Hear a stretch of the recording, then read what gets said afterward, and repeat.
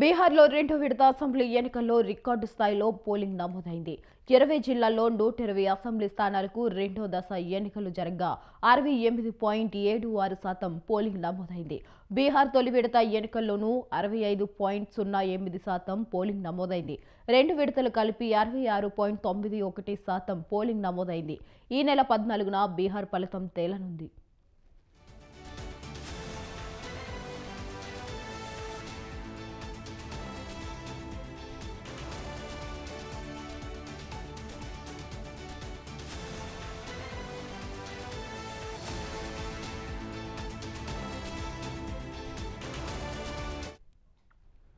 అధికారంలో ఉన్న ఎన్డీఏ కూటమిలో BJP, JDU, Lok Janshakti party, Hindustan Awam Morcha, Rashtriya Lok Morcha పార్టీలు ఉండగా ప్రతిపక్షమైన మహాగఠ్ బంధన్ కూటమిలో Rashtriya Janata Dal, Congress, CPI ML, Vikassheel Insaan party, CPI, CPM, Indian inclusive party, Janshakti, Janata Dal వంటి పార్టీలు ఉన్నాయి. ఇక రెండు కూటముల మధ్య ప్రధాన పోటీ జరగ్గా అధికార ఎన్డీఏ కూటమి అధికారాన్ని నిలబెట్టుకుంటుందా లేక తేజస్వి యాదవ్ బీహార్ బాద్షా అవుతారా అన్న దానిపై ఉత్కంఠ నెలకొంది.